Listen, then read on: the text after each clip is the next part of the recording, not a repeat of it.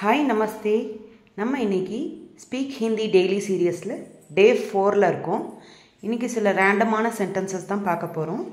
First one namaste. Namaste means வணக்கம்.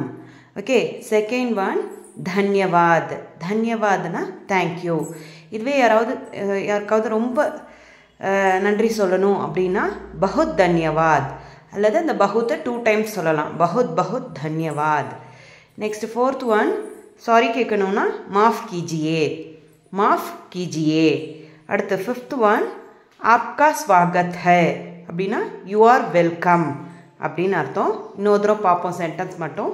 நமஸ்தே, धन्यवाद, बहुत धन्यवाद அல்லது बहुत बहुत धन्यवाद. माफ़ कीजिए, आपका स्वागत है. Thank you.